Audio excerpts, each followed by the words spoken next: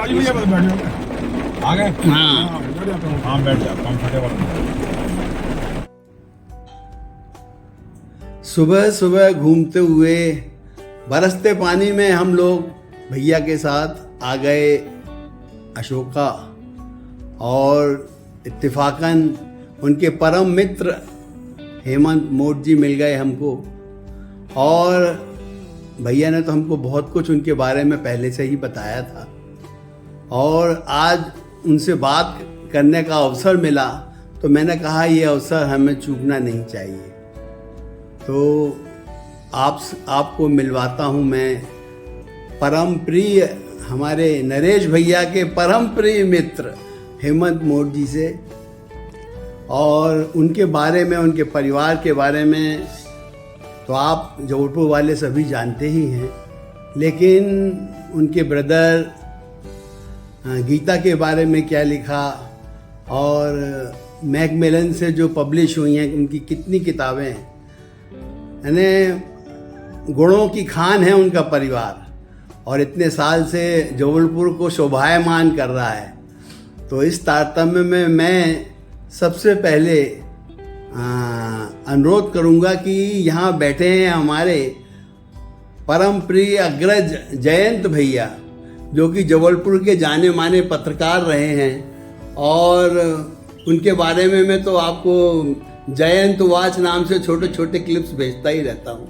तो अब हमारे जयंत भैया उनसे मोट जी से कुछ प्रश्न पूछेंगे, कुछ उनके बारे में जानने की कोशिश करेंगे। जयंत भैया। हेमंत भाई, आप कई साल से वकालत कर रहे हैं, और कांग्रेस का एक जमाना था जब वकालत होती थी और आज की वकालत होती है इनकम टैक्स की। तो इन दोनों में आप क्या परिवर्तन देख रहे हैं? क्या सुविधाएं बढ़ी हैं? क्या किस प्रकार का एक पूरा टैक्स रिजीम में क्या चेंज आया, इसके बारे में? देखिए, पहले जब मैंने वकालत शुरू की तो उस समय पर स्क्रूटनी के केसेस जो है वो जिसकी भी इनकम 25,000 या उससे ज़्यादा होती थी, सबके केसेस स्क्रूटनी में होते थे। और जब वो स्क्रूटनी होती थी तो स्क्रूटनी का मतलब इनकम टैक्स एक्ट में एक लाइन लिखी है हर सेक्शन में, to the satisfaction of the assessing officer, and the meaning of the to the satisfaction of the assessing officer we know understand कि how the assessing officer will be satisfied. अब वो satisfaction का level जो है depend करता है कितना बड़ा केस है। तो वो जो सेटिस्फेक्शन चलता था उस सेटिस्फेक्शन के अंदर ही वो वकालत था। कानून कायदा बस उस एक लाइन के अंदर समाहित था। आप कितना ही अच्छा केस बना लीजिए, जब तक आप असेसिंग ऑफिसर को सेटिस्फाई नहीं कर लेते तब तक आपका ऑर्डर नहीं। लेकिन अब वो लाइन जो है लिखी जरूर है, लेकिन अब चूंकि फेसलेस हो गया है, अब ये नहीं मालूम है कि असेसिंग ऑफिसर कौन है, किस शहर में है, उसकी क्या पोस्ट है, वो क्या करता है, उसका बिहेवियर क्या है, nobody nose. It is a computerised selection, और जिसके पास गया उसको भी नहीं मालूम है कि वो किसका केस कर रहा है। तो वो जो satisfaction to the assessing officer जो शब्द था वो कानून में है, बट वो प्रैक्टिकल में नहीं है। तो उसके कारण पिछले 3-4 सालों से जब से फेसलेस हुआ है उसमें बहुत परिवर्तन आया है। और मैं तो समझता हूँ कि शायद टैक्सेशन के अंदर जितने लोग वकालत कर रहे हैं, अब उनकी वकालत तभी चलती है जब उनके पास में लीगल नॉलेज है और ड्राफ्टिंग और प्लीडिंग का उनके पास में अच्छा एक्सपीरियंस है। पहले तो अक्रॉस द टेबल होते थे तो उन्होंने कहा साहब बताओ क्या लिख दें और हम क्या दे दें, और उसमें पूरा केस हो जाता। तो बहुत बेसिक डिफरेंस आया है। और आगे चल करके डायरेक्ट इनडायरेक्ट टैक्सेस, ये दोनों में अंतर। अब इनडायरेक्ट टैक्सेस में भी इनकम टैक्स बिल्डिंग गए को 4 साल हो गए, अब आप बताइए क्या, और वकालत करते हैं इनकम टैक्स। तो ये अंतर तो बहुत है, बहुत बड़ा अंतर है।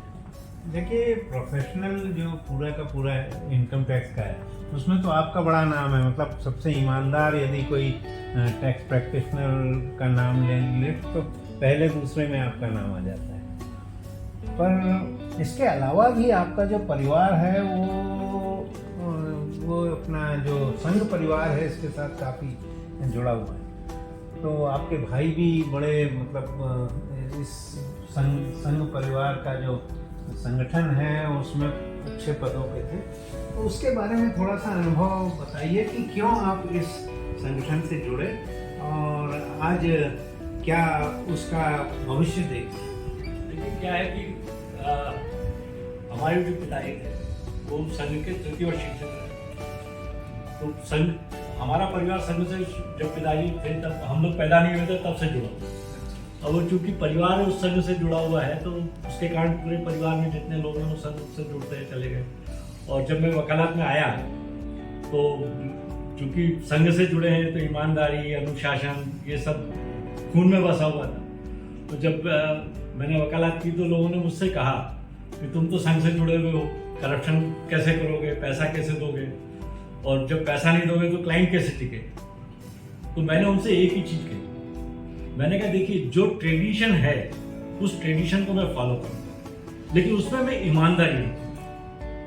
और वो जो ईमानदारी है कि यदि मैंने आपसे कहा है कि साहब को ये पैसा देना है तो मैं क्लाइंट से शुरू में कहता था आप चाहे खुद जाके दे आइए चाहे मेरे हाथ से दिलवाइए, उसमें मैं भांजी नहीं मानता। और उसके कारण क्या होता था कि कई इनकम टैक्स ऑफिसर मुझसे कहते थे, बोले यार हेमंत जी आप जब आ जाते हो ना तो हमारी कमाई जो है वो 25% रह जाती है। तो वो जो संघ की एक धारा है और जिससे हम लोग इतने जुड़े हुए हैं और मैं भी तृतीय शिक्षित होंगे, तो संघ के अंदर जो अनुशासन है, ईमानदारी है, जो है वो साफ कह करके करने का है, किसी के ऊपर चीटिंग नहीं करने का है, उसका फायदा मुझे बहुत है। तो उस ईमानदारी से और सब जब ऑफिसरों से भी मैं मिलता हूँ तो मैं किसी से ये हिचक नहीं करता था कि मैं संघ से जुड़ा हूँ। जब पहली मुलाकात होती तो मैं उसी समय कह देता भैया मैं संघ से जुड़ा हूँ।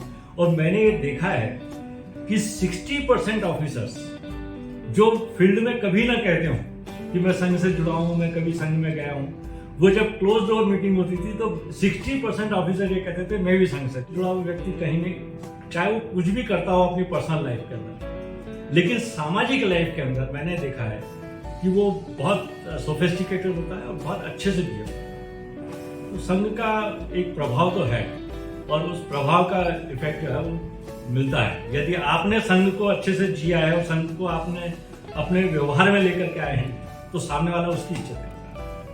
बहुत सही बात भैया। तो ये बताइए, अब अपन वरिष्ठ नागरिक तो हैं ही, तो आप वरिष्ठ नागरिकों में इनकम टैक्स रूल्स के बारे में कुछ कहना चाहेंगे?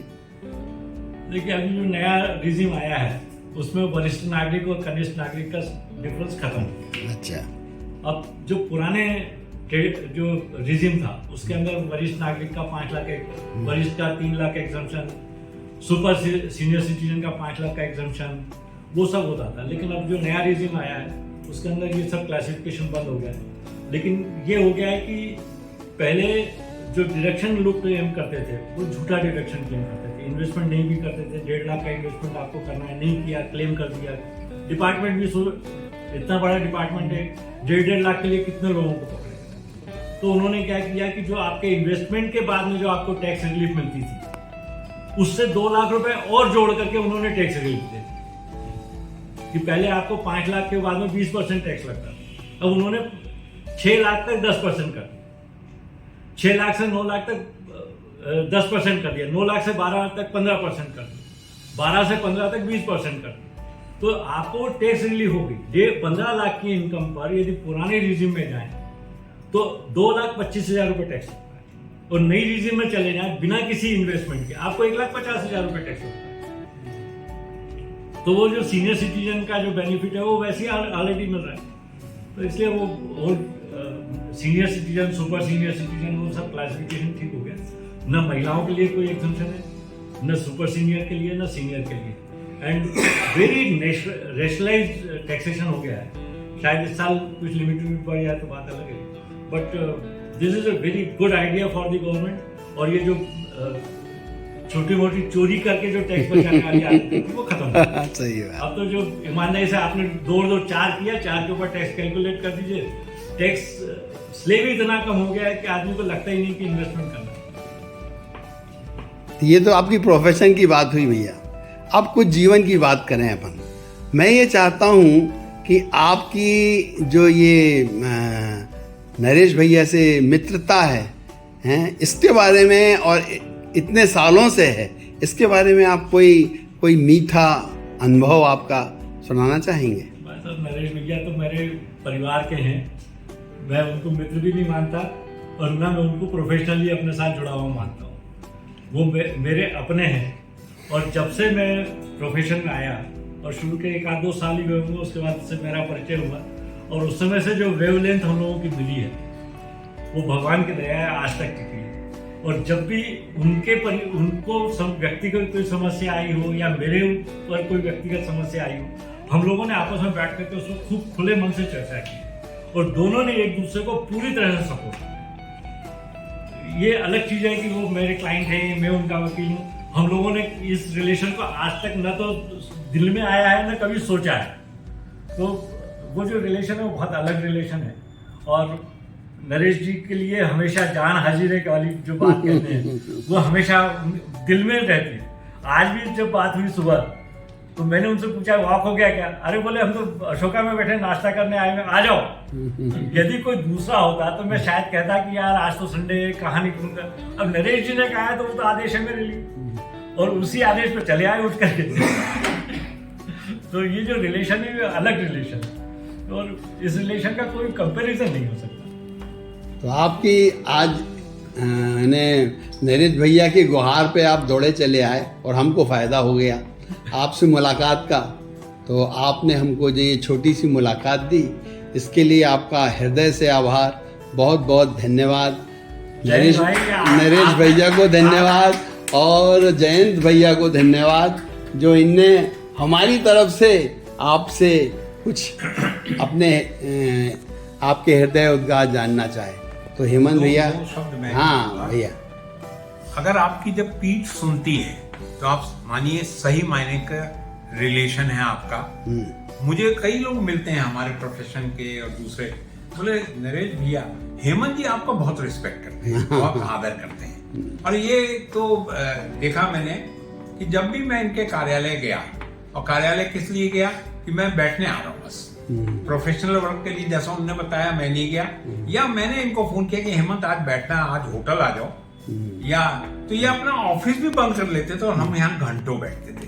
घंटों प्रोफेशन की बात तो हो नहीं सकती, कुछ ना कुछ हमारे व्यक्तिगत संबंध है जो हम एक दूसरे से शेयर करते हैं। इस बात को कोई अतिशयोक्ति नहीं होगी। जब मैं प्रभु ने ये होटल टेक ओवर करने के लिए हमें आदेश दिया तो उसमें मेरे साथ हेमंत मोड़ खड़े थे। बिल्कुल, यानी मैं घर की कोई बात हो या हमारे प्रोफेशन की हो, कहते हैं अपने बोले दाई से पेट नहीं छुपाना चाहिए और अपने वकील से कुछ नहीं छुपाना चाहिए। ये जो कि आज के जमाने में वकील से छुपा के कई लोग रखते हैं और वो उचित भी है, नहीं तो कई वकील जैसे इन्होंने बताया ब्लैकमेल करते हैं। ये मेरे अनुभव है। परंतु हेमंत जी के साथ मेरा जो संबंध है, मैं हर बात बोल देता हूँ, हर चीज इनकी सलाह से करता हूँ। यानी 1 इंच भी आगे बढ़ना अपने प्रोफेशन के मान, परंतु मैं साल में इनके पास 2-3 बार केवल बैठता हूँ। प्रोफेशन के बारे में कोई बातचीत नहीं होती। और जब पीठ सुनती है कि हेमंत जी आपको बहुत रिस्पेक्ट करते हैं तो मेरा बड़ा मन खुश होता है। मुंह पे तो कई लोग बोल देंगे, बट मेरी पीठ पीछे कई लोग, इनकी पीठ के पीछे कई लोग आके बताते हैं नरेश भैया हेमंत जी आपको बहुत रिस्पेक्ट है, तो उसमें बड़ी खुशी होती है। और शायद ये पिछले जन्मों के संबंध भी होते हैं जो आके। एक और बात मैं जोड़ना चाहूंगा, मेरे कुछ ऐसे मित्र जबलपुर में बने जिनके पिताजी से मेरा पहले संबंध थे और बाद में बेटों से हुए। उसमें हेमंत जी के पिताजी संघ से जुड़े हुए थे, एमपीबी में कार्य करते थे। उनके संग साथी जो थे वो मेरे साथ जुड़े, तो हेमंत जी के पिताजी को मैं पहले जानता था, हेमंत जी को बाद में जाना। ऐसे कुछ हैं भगवती दर वाजपेयी जी हमारे, उनको मैं पहले जुड़ा, उनका बेटा रवि वाजपेयी जी बाद में। ऐसा अगर और एक प्रसंग बताऊं, धीरावाणी जी भाई जी से मैं पहले जुड़ा, उनके बेटे बाद में। तो मैंने देखा जितने बहुत सीनियर हमारे यहाँ के प्रतिष्ठित लोग थे आदरणीय, उनसे मैं पहले जुड़ गया। शायद मैं उनसे 10-12 साल या 15 साल छोटा था, उनके बेटों से मैं बाद में जुड़ा। तो ये मेरा सौभाग्य है कि मैं 2 पीढ़ी से ऐसा जुड़ा, पिता और पुत्र की पीढ़ी से, कि जो मेरे को बड़े आनंदित करती है। और क्या बोलूं, बोलने के लिए मेरा इतना है कि इनका शायद मोबाइल स्पेस खत्म हो जाए। बाकी जयेश जी हैं, बहुत बहुत धन्यवाद आपका।